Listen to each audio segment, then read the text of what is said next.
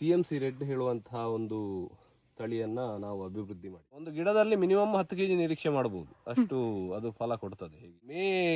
May 15th ನಂತರ June ಆ season ಅಲ್ಲಿ ಜಾಸ್ತಿ ಬೆಳೆ ಬರ್ತದೆ. ಇದು ಮಂಗ ಬರದೇ ಇರುವಂತಹ ಒಂದು ನಮೂನೆಯಲ್ಲಿ ಇದು ಉತ್ತಮ ತಳಿ ಅಂತ ಹೇಳಬಹುದು. CMC red first. ಇದು ಹೋಲ್ ಮೆಥಡ್ ಸ್ವಲ್ಪ ಎಕ್ಸ್ಪೆನ್ಸಿವ್ ಆಗ್ತದೆ. ನಡ್ಲಿಕ್ಕೆ ಬೇಕಾಗಿ ಗಿಡ ಬೆಳೆಸಬೇಕು ಅಂತ ಹೇಳುವ ಉದ್ದೇಶ ಇತ್ತು. ಇದರಲ್ಲಿ ಇರುವಂತದ್ದು ಗೊಬ್ಬರ. ಡ್ರ್ಯಾಗನ್ ಫ್ರೂಟ್ ಈಗ ಮಾರ್ಕೆಟ್ ಅಲ್ಲಿ ತುಂಬಾ ಬೇಡಿಕೆ ಉಂಟು. ಲೇಡೀಸ್ ನಮಗೆ ತುಂಬಾ ಹೊರಗಡೆ ಜಾಗ ಇರೋದಿಲ್ಲ ಅಂತ ಒಂದು ಸಿಟಿಗಳಲ್ಲಿ ಕೂಡ ಇದನ್ನ ಬೆಳಿಬೇಕು. ಹಾಯ್ ಹಲೋ ನಮಸ್ಕಾರ ವೀಕ್ಷಕರೇ, welcome back to my YouTube channel content diaries by Sneha Pai. So ನಮ್ಮ ಇಂದಿನ ಲಾಗ್ನಲ್ಲಿ ನೀವು ಇವಾಗಲೇ ನೋಡಿರುವ ಹಾಗೆ ಒಂದು ವಿಶೇಷವಾದ ಬೆಳೆ, ಅದರ ಬಗ್ಗೆ ಮಾಹಿತಿಯನ್ನು ನೀಡಲಿಕ್ಕೆ ಇಷ್ಟಪಡ್ತಾನೆ. ಸಾಮಾನ್ಯವಾಗಿ ನಾವು ಮಾವಿನ ಹಣ್ಣು, ಬಾಳೆಹಣ್ಣು, ಸೀತಾಫಲ ಇಂತಹ ಹಣ್ಣುಗಳನ್ನು ಕೃಷಿಯಲ್ಲಿ ನೋಡ್ತೇವೆ. ಆದರೆ ಯಾವಾಗಾದರೂ ನೀವು ಡ್ರ್ಯಾಗನ್ ಫ್ರೂಟ್ನ ತೋಟವನ್ನು ನೇರವಾಗಿ ನೋಡಿದ್ದೀರಾ? ಹೌದು, ನಾನು ಇತ್ತೀಚೆಗೆ ಬೆಳ್ತಂಗಡಿಗೆ ಹೋದಾಗ ಡ್ರ್ಯಾಗನ್ ಫ್ರೂಟ್ನ ತೋಟ ಅಚಾನಕ್ಕಾಗಿ ಕಣ್ಣಿಗೆ ಬಿತ್ತು. ಸೊ ಡ್ರ್ಯಾಗನ್ ಫ್ರೂಟ್ನ ಬಗ್ಗೆ ಸ್ವಲ್ಪ ಮಾಹಿತಿಯನ್ನು ಕೊಡುವವರು ಯಾರಾದರೂ ಇದ್ದಾರಾ ಅಂತ ಹೇಳಿ ಹುಡ್ಕೊಂಡು ಹೋದಾಗ ತೋಟದ ಮಾಲೀಕರೇ ನಮಗೆ ಸಿಕ್ಕಿದ್ರಿಂದ ಇದರ ಬಗ್ಗೆ ಸ್ವಲ್ಪ ಮಾಹಿತಿಯನ್ನು ಪಡೀಲಿಕ್ಕೆ ಸಾಧ್ಯ ಆಯಿತು. ಇದಕ್ಕಿಂತ ಮುಂಚೆ ಡ್ರ್ಯಾಗನ್ ಫ್ರೂಟ್ ಅಂದ್ರೇನು, ಡ್ರ್ಯಾಗನ್ ಫ್ರೂಟ್ನ ಮಹತ್ವ ಏನು ಹೇಳುವುದನ್ನು ನಿಮಗೆ ತಿಳಿಸ್ಲಿಕ್ಕೆ ಇಚ್ಛಪಡ್ತೇನೆ. ಒಂದು ವಿದೇಶಿ ಹಣ್ಣಾಗಿ ಪರಿಚಯವಾದ ಈ ಡ್ರ್ಯಾಗನ್ ಫ್ರೂಟ್ ಈಗ ನಮ್ಮ ಕರ್ನಾಟಕದ ರೈತರ ಜಮೀನಿನಲ್ಲಿಯೇ ಬೆಳೆದು ಯಶಸ್ಸಿನ ಕತೆ ಬರೀತಾ ಇದೆ. ಡ್ರ್ಯಾಗನ್ ಫ್ರೂಟ್ ಮೂಲತಃ ಕ್ಯಾಕ್ಟಸ್ ಕುಟುಂಬಕ್ಕೆ ಸೇರಿದ ಒಂದು ಸಸ್ಯ. ಅದರಲ್ಲಿ ಕಡಿಮೆ ನೀರಿನಲ್ಲಿ ಕೂಡ ಬದುಕಬಲ್ಲ ಶಕ್ತಿ ಇದಕ್ಕಿದೆ ಅಂತೆ. ಇನ್ನು ಇದರ ಪ್ರಯೋಜನಗಳ ಬಗ್ಗೆ ಹೇಳಬೇಕು ಅಂತ ಹೇಳಿದರೆ ಇದನ್ನು ಒಂದು ಸೂಪರ್ ಫುಡ್ ಅಂತಾನೆ ಕರೀತಾರೆ. ಇದರಲ್ಲಿರುವ ಪೋಷಕಾಂಶಗಳು ನಮ್ಮ ಆರೋಗ್ಯಕ್ಕೆ ತುಂಬಾನೇ ಉಪಯುಕ್ತ. ಇದರಲ್ಲಿ ಏನೆಲ್ಲ ಇರುತ್ತೆ ಅಂತ ಹೇಳಿದರೆ vitamin C, iron, fibre, antioxidants, magnesium ಹಾಗೂ ಇದರ ಪ್ರಯೋಜನಗಳ ಬಗ್ಗೆ ಹೇಳಿದರೆ ನೀವು ಶಾಕ್ ಆಗೋದಂತೂ ಗ್ಯಾರಂಟಿ. ರೋಗ ನಿರೋಧಕ ಶಕ್ತಿಯನ್ನು ಇದು ಹೆಚ್ಚಿಸ್ತದೆ. ಅಷ್ಟೇ ಅಲ್ಲ, ನಮ್ಮ ಹೃದಯದ ಆರೋಗ್ಯವನ್ನು ಕಾಪಾಡ್ತದೆ. ಜೀರ್ಣಕ್ರಿಯೆಯನ್ನು ಸುಧಾರಿಸಿ ಚರ್ಮವನ್ನು ಹೊಳೆಯುವಂತೆ ಕೂಡ ಮಾಡ್ತದೆ. ಅಷ್ಟೇ ಅಲ್ಲ, ಮಧುಮೇಹ ಇರುವವರಿಗೆ ಇದು ಬಹಳಷ್ಟು ಪ್ರಯೋಜನಕಾರಿ. ಈ ಎಲ್ಲ ಕಾರಣದಿಂದಲೇ ಇಂದಿನ ಕಾಲದಲ್ಲಿ ಆರೋಗ್ಯ ಕಾಳಜಿ ಇರುವವರು ಈ ಹಣ್ಣನ್ನು ಹೆಚ್ಚಾಗಿ ಬಳಸ್ತಾ ಇದ್ದಾರೆ. ಬಿಳಿ ಮತ್ತು ಕೆಂಪು ಬಣ್ಣದಲ್ಲಿ ಲಭ್ಯವಿರುವ ಈ ಡ್ರ್ಯಾಗನ್ ಫ್ರೂಟ್ ಹಣ್ಣನ್ನು ಸವಿದರೆ ಇದರ ರುಚಿ ಅಂತೂ ಹೇಳತ್ತಿರದು. ಹಾಗಾದರೆ ಬನ್ನಿ, ಡ್ರ್ಯಾಗನ್ ಫ್ರೂಟ್ ತೋಟವನ್ನು ಒಮ್ಮೆ ನೋಡಿಕೊಂಡು ಇದರ ಬಗ್ಗೆ ಸ್ವಲ್ಪ ಉಪಯುಕ್ತ ಮಾಹಿತಿಗಳನ್ನು, ಇದನ್ನು ಬೆಳೆಯುವ ರೀತಿ, ಗೊಬ್ಬರಗಳ ಬಳಕೆ, ಇದರ ಬಗ್ಗೆ ಮಾಹಿತಿಯನ್ನು ಪಡೆದುಕೊಳ್ಳೋಣ. ಸರ್ ನಮಸ್ತೆ. ನಮಸ್ತೆ, ನಾನು ಮೋಹನ್ ಭಟ್ ಅಂತ, ಗುರಿಂಗಾನ ಫಾರ್ಮ್ ಇಂದ. ಆಕಸ್ಮಿಕವಾಗಿ ಈ ಡ್ರ್ಯಾಗನ್ ಫ್ರೂಟ್ನ ತೋಟಕ್ಕೆ ಭೇಟಿ ಕೊಟ್ಟದ್ರಿಂದ ಮೈಕ್ ಅಂತೂ ಇರಲೇ ಇಲ್ಲ. ಸೊ ವಾಯ್ಸಲ್ಲಿ ಏನಾದರೂ ಡಿಸ್ಟರ್ಬೆನ್ಸ್ ಇದ್ದರೆ ದಯವಿಟ್ಟು ಕ್ಷಮಿಸಿ. ಇದು ನಾವು CMC ರೆಡ್ ಹೇಳುವಂತಹ ಒಂದು ತಳಿಯನ್ನ ನಾವು ಅಭಿವೃದ್ಧಿ ಮಾಡಿದ್ದೇವೆ. ಇದರಲ್ಲಿ ಮುಖ್ಯವಾಗಿ ಇದರಲ್ಲಿ ಮುಳ್ಳು ಇರ್ತದೆ. ಬೇರೆ ಕೆಲವು ವೆರೈಟಿಗಳಲ್ಲಿ ಮುಳ್ಳು ಕಡಿಮೆ ಇರ್ತದೆ. ಇದು ಮಂಗ ಬರದೇ ಇರುವಂತಹ ಒಂದು ನಮೂನೆಯಲ್ಲಿ ಇದು ಉತ್ತಮ ತಳಿ ಅಂತ ಹೇಳಬಹುದು. CMC red first. ಇದು ಇದರಲ್ಲಿ ಸಾಮಾನ್ಯ ಒಂದು ಎಕರೆಗೆ ಒಂದು ಟ್ರಯಲಿಸ್ ಮೆಥಡ್ ಅಂತ ಆದ್ರೆ ಒಂದು 10 ರಿಂದ 15 ಟನ್ ವರೆಗೆ ನಾವು ನಿರೀಕ್ಷೆ ಮಾಡಬಹುದು. ಇವನ್ ಅದರಲ್ಲಿ ಇನ್ನೊಂದು ಪೋಲ್ ಮೆಥಡ್ ಅಲ್ಲಿ ಕೂಡ ಮಾಡ್ತಾರೆ. ಇದು ಟ್ರಯಲಿಸ್ ಮೆಥಡ್ ಅಲ್ಲಿ ಮಾಡಿರುವಂತದ್ದು. ಪೋಲ್ ಮೆಥಡ್ ಬೆಟರ್ ಅಂತ ಹೇಳಬಹುದು, ಯಾಕೆಂದ್ರೆ ಇದು ಮೇಂಟೆನೆನ್ಸ್ ಸ್ವಲ್ಪ ಕಷ್ಟ ಆಗ್ತದೆ. ಪೋಲ್ ಮೆಥಡ್ ಸ್ವಲ್ಪ ಎಕ್ಸ್ಪೆನ್ಸಿವ್ ಆಗ್ತದೆ. ಹಾಗೆ ಅಂತ ಹೇಳಿ ಈಗ ನಾವು ಬಿಗಿನರ್ ಯಾರು ಮಾಡ್ತಾರೆ ಅವರಿಗೆಲ್ಲ ಟ್ರಯಲಿಸ್ ಮೆಥಡ್ ಒಳ್ಳೇದು. ಸ್ವಲ್ಪ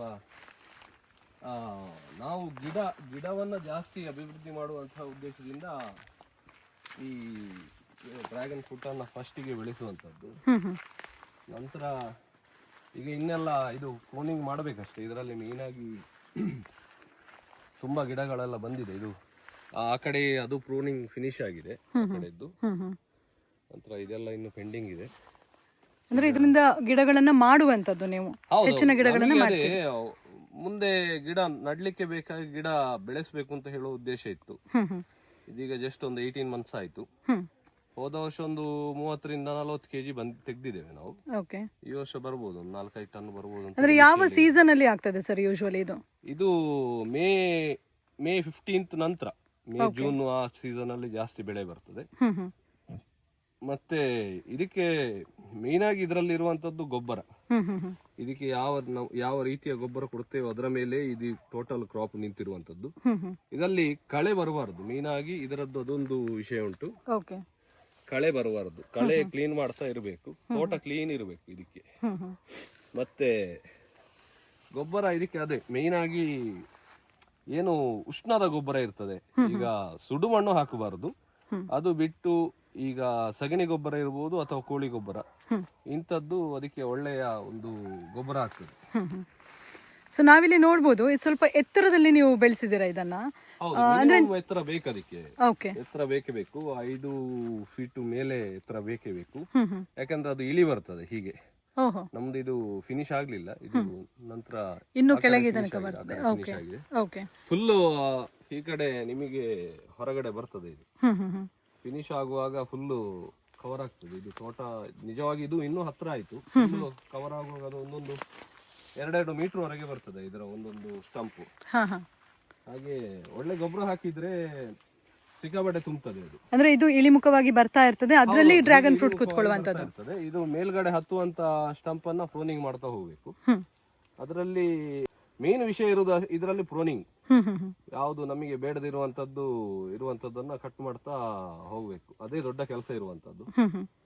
ಇದರಲ್ಲಿ ನಮಗೆ ಸ್ವಲ್ಪ ಕೆಲಸ ಉಂಟು, ಇನ್ನೊಂದು 10-15 ಆಳು ಕೆಲಸ ಉಂಟು. ಸೊ ಈಗ ಗೊಬ್ಬರದ ವಿಷಯ ಹೇಳಿದ್ರೆ ನೀವು, ಸೊ ನೀರಿನ ಒಂದು ಮಹತ್ವವನ್ನ ಹೇಳೋದಾದ್ರೆ ಎಷ್ಟು? ಬಹಳ ಕಡಿಮೆ ಬೇಕಾಗ್ತದೆ, ಬಹಳ ಕಡಿಮೆ ನೀರು, ವೆರಿ ನೆಗ್ಲಿಜಿಬಲ್. ಸ್ಟಾರ್ಟಿಂಗ್ ಸ್ಟೇಜ್ ಅಲ್ಲಿ ಅದೇ ಈಗ ನವೆಂಬರ್ ಡಿಸೆಂಬರ್ ಅಲ್ಲೆಲ್ಲ ನಾಟಿ ಮಾಡಿದ್ರೆ ಒಂದು 2-3 ಮಳೆ ಸಿಕ್ಕಿದ್ರು ಸಫಿಶಿಯೆಂಟ್ ಆಗ್ತದೆ. ಮತ್ತೆ ಅದೇ ಏನು ಗಿಡ ನಡುವ ಸಮಯದಲ್ಲಿ ನೀರು ಬೇಕು. ಅದು ಬಿಟ್ಟು ಎಲ್ಲಿಯಾದ್ರೂ ಮೇ ಜೂನ್ ಆ ಸಮಯದಲ್ಲಿ ಮಳೆ ಬರದೆ ಹೋದ್ರೆ ಮಾತ್ರ ನೀರು ಬೇಕಾಗ್ತದೆ. ಒಂದು ಲಾಸ್ಟ್ ಮಾರ್ಚ್ ನಂತರ ಒಂದು ಮ್ಯಾಕ್ಸಿಮಮ್ ಅಂದ್ರೆ ಒಂದು 2 ಸಲ 3 ಸಲ ನೀರು ಬೇಕಾಗಬಹುದು ಅಷ್ಟೇ. 15 ಡೇಸ್ 2 ಲೀಟರ್ ನೀರು ಬೇಕಾಗುವಂತದ್ದು ಲಾಸ್ಟಿಗೆಲ್ಲ. ಅಷ್ಟು ಸಾಕಾಗ್ತದೆ ಒಂದು ಗಿಡಕ್ಕೆ. ಇದು ಬಹಳ ನೀರು ಕಡಿಮೆ ತಗೊಳ್ಳುವಂತದ್ದು. ಮತ್ತೆ ಇದು ನೇಚರ್ ಇಂದಲೇ ನೀರು ತಗೊಳ್ತದೆ. ಇದು ಏನು ಹಿಮ ಬೀಳ್ತದೆ ಮತ್ತೆ ಗಾಳಿಯಿಂದ ನೀರು ತಗೊಳ್ತದೆ. ಇದು ಬಿಗಿನರ್ಸ್ ಗಳಿಗೆ ಸ್ವಲ್ಪ ತಾವೇ ಅಭ್ಯಾಸ ಮಾಡಿಕೊಂಡು ನಂತರ ಕೃಷಿ ಮಾಡಬಹುದು. ಸ್ವಲ್ಪ ಅನುಭವ ಬೇಕು ಪ್ರೂನಿಂಗ್ ಮಾಡುವಂತದ್ದು, ಮತ್ತೆ ಮುಳ್ಳೆಲ್ಲ ತಾಗ್ತದೆ, ಸ್ವಲ್ಪ ಗ್ಲೌಸ್ ಎಲ್ಲ ಯೂಸ್ ಮಾಡಬೇಕು. ಹಾಗೆ ಯಾರಿಗೂ ಕೃಷಿ ಮಾಡಬಹುದು, ಮಹಿಳೆಯರಿಗೂ ಕೂಡ ಸುಲಭವಾಗಿ ಕೃಷಿ ಮಾಡುವಂತಹ ಕೃಷಿ ಇದು. ಹಾಗೆ ಮನೆಯಲ್ಲೇ ಕೆಲವರು ಡ್ರ್ಯಾಗನ್ ಫ್ರೂಟ್ ಅನ್ನ ನಾವು ಬೆಳಿಬಹುದು ಅಂತ ಹೇಳುವ ಒಂದು ಪ್ರಯತ್ನವನ್ನ ಮಾಡ್ತಾರೆ. ಖಂಡಿತವಾಗಿ ಬೆಳಿಬಹುದು. ಅವರಿಗೆ ನೀವು ಯಾವ ರೀತಿಯ ಮಾಹಿತಿಯನ್ನ ಕೊಡ್ತೀರಾ? ಖಂಡಿತ ಟೆರೆಸ್ ಮೇಲೆ ಎಲ್ಲ ಬೆಳಿಬಹುದು. ಇದಕ್ಕೆ ಅಷ್ಟೇ ಮ್ಯಾಕ್ಸಿಮಮ್ ಅಂದ್ರೆ 3 to 4 ಇಂಚಸ್ ಕೆಳಗಡೆ ಹೋಗ್ತದೆ ಅಷ್ಟೇ ಇದರ ಬೇರು, ಅದಕ್ಕಿಂತ ಜಾಸ್ತಿ ಹೋಗುದಿಲ್ಲ. ಅದಕ್ಕೆ ಬೇಕಾಗುವಂತದ್ದೇ ಮಣ್ಣು 4 ಇಂಚು, ಮ್ಯಾಕ್ಸಿಮಮ್ 4 ಇಂಚು. ಹಾಗೆ ಟೆರೆಸ್ ಅಲ್ಲಿ ಬೆಳಿಲಿಕ್ಕೆ ಸುಲಭ ಆಗ್ತದೆ. ಎಷ್ಟೋ ಮಂದಿ ಬೆಳೆದದ್ದುಂಟು, ಒಳ್ಳೆ ಬೆಳೆ ಬರ್ತದೆ, ಏನು ಗಾಬರಿ ಇಲ್ಲ. 1-2 ಗಿಡಗಳನ್ನ ಬೆಳೆಯುವಾಗ ಕೂಡ ಫಲಗಳು ಹೇಗೆ ನಾವು ಎಕ್ಸ್ಪೆಕ್ಟ್ ಮಾಡಬಹುದು? ಬರ್ತದೆ ಒಂದು ಗಿಡದಲ್ಲಿ ಒಂದು 15-20 ಕೆಜಿ ಆರಾಮ್ಸೆ ಬರ್ತದೆ. ಒಂದು ಗಿಡದಲ್ಲಿ 15-20 ಕೆಜಿ. ಒಂದೆರಡು ಗಿಡ ಬೆಳೆಯುವಾಗ ಜಾಸ್ತಿ ನಮಗೆ ಫೋಕಸ್ ಇರ್ತದಲ್ಲ, ಜಾಸ್ತಿ ಫೋಕಸಿನ ಮೇಲೆ ಹೋಗ್ತದೆ ಅದು. ನಿಮಗೆ ಒಂದು ಗಿಡದಲ್ಲಿ ಮಿನಿಮಮ್ 10 ಕೆಜಿ ನಿರೀಕ್ಷೆ ಮಾಡಬಹುದು, ಅಷ್ಟು ಅದು ಫಲ ಕೊಡ್ತದೆ ಹೇಗಿದ್ರು ಕೂಡ. ಅಂದ್ರೆ ಸೀಸನ್ ಇರುವಂತದ್ದು ಮೇ ತಿಂಗಳ ನಂತರ ಅಂತ ಹೇಳ್ತೀವಿ. ಮೇ ಇಂದ ಜೂನ್, ಜುಲೈ, ಆಗಸ್ಟ್, ಸೆಪ್ಟೆಂಬರ್ 4 ತಿಂಗಳು ಕ್ರಾಪ್ ಇರ್ತದೆ. ನಂತರ ನಾವು ಎಲ್ಲಿಯಾರು ಗ್ರೀನ್ ಹೌಸ್ ಒಳಗಡೆ ಎಲ್ಲ ಮಾಡಿದ್ರೆ ಒಳ್ಳೆ ಕ್ರಾಪ್ ಬರ್ತದೆ. ಡಿಸೆಂಬರ್ ವರೆಗೆ ಕೂಡ ಕ್ರಾಪ್ ಬರ್ತದೆ. ಗ್ರೀನ್ ಹೌಸ್ ಒಳಗಡೆ ಮಾಡುವಂತದ್ದು ಬೆಸ್ಟ್ ಮೆಥಡ್ ಅಂತ ಹೇಳ್ತೇವೆ ನಾವು. ಯಾಕೆಂದ್ರೆ ಮಳೆಗಾಲದಲ್ಲೆಲ್ಲ ಹೂವು ನಿಮಗೆ ಕೊಳಿತದೆ. ಮಳೆ ತುಂಬಾ ಜಾಸ್ತಿ ಇರುವ ಸಮಯದಲ್ಲಿ ಹೂ ಕೊಳಿತದೆ. ಹಾಗಿದ್ದಂತಹ ಒಂದು ಸಂದರ್ಭಗಳಲ್ಲಿ ಒಂದು ಸಣ್ಣದಾದ್ರೂ ತೊಂದರೆ ಇಲ್ಲ, ಗ್ರೀನ್ ಹೌಸ್ ಒಳಗಡೆ ಮಾಡಿದ್ರೆ ಲೈಫ್ ಲಾಂಗ್ ಅದು ಈಲ್ಡ್ ಕೊಡ್ತದೆ. ಹೀಗೆ ಒಂದು ಗಿಡದಲ್ಲಿ 10-20 ಕೆಜಿಯಷ್ಟು ಡ್ರ್ಯಾಗನ್ ಫ್ರೂಟ್ ಅನ್ನು ಸುಲಭವಾಗಿ ಬೆಳೆಯಬಹುದು ಅಂತ ಹೇಳುವುದನ್ನ ಮೋಹನ್ ಭಟ್ ಗುರಿಂಗಾನ ಅವರು ನಮಗೆ ತಿಳಿಸಿಕೊಟ್ಟಿದ್ದಾರೆ. ಹಾಗಾದ್ರೆ ಮನೆಯಲ್ಲೇ ಇಟ್ಕೊಂಡು ಮಹಿಳೆಯರು ಇದರ ಬಗ್ಗೆ ಯಾವ ರೀತಿಯ ಕಾನ್ಸಂಟ್ರೇಷನ್ ಅನ್ನ ಮಾಡಬಹುದು, ಮನೆಯ ಅಂಗಳದಲ್ಲಿ ಡ್ರ್ಯಾಗನ್ ಫ್ರೂಟ್ ಅನ್ನ ಯಾವ ರೀತಿ ಬೆಳೆಸಬಹುದು ಹೇಳುವುದನ್ನ ಇವರಿಂದ ಕೇಳಿ ತಿಳಿದುಕೊಳ್ಳೋಣ ಬನ್ನಿ. ಮೋಹನ್ ಸರ್ ಅವರ ಮಿಸಸ್ ಇದ್ದಾರೆ ಇಲ್ಲಿ. ಮೇಡಮ್ ನಮಸ್ತೆ. ನಮಸ್ತೆ. ಸೊ ನಿಮ್ಮ ಹೆಸರು? ನನ್ನ ಹೆಸರು ರಂಜಿತಾ ಅಂತ. ಓಕೆ. ಸೊ ಮೇಡಮ್, ಇದು ಕೃಷಿಯ ಬಗ್ಗೆ ಒಲವು ನಿಮ್ಮ ಸೈಡ್ ಇಂದ ಹೇಗೆ ಬಂತು? ಯಾಕೆಂದ್ರೆ ಮಹಿಳೆಯರಾಗಿ ಕೂಡ ಇಂತಹ ಕೃಷಿಯನ್ನ ನಮ್ಮ ಹೂದೋಟದಲ್ಲಿ ಬೆಳಿಲಿಕ್ಕೆ ಕೆಲವಷ್ಟು ಕಾರಣಗಳಿರ್ತದೆ, ಅಂಡ್ ನಮ್ಗೆ ಈಸಿ ಆದ್ರೆ ನಾವು ಜಾಸ್ತಿ ಬೆಳಿತೇವೆ. ಸೊ ಹಾಗಿರುವಾಗ ನಿಮ್ಮ ಒಂದು ಇಂಟ್ರೆಸ್ಟ್ ಹೇಗೆ ಅಂತ ಹೇಳ್ಬೋದಾ? ಓಕೆ ಮ್ಯಾಮ್, ಇದು ಹೇಗೆ ಅಂದರೆ ಈಗ ಡ್ರ್ಯಾಗನ್ ಫ್ರೂಟ್ ಈಗ ಮಾರ್ಕೆಟಲ್ಲಿ ತುಂಬ ಬೇಡಿಕೆ ಉಂಟು ಮ್ಯಾಮ್. ತುಂಬ ಜನಕ್ಕೆ ಇದ್ರ ಬಗ್ಗೆ ಕೆಲವರಿಗೆ ಗೊತ್ತಿಲ್ಲ.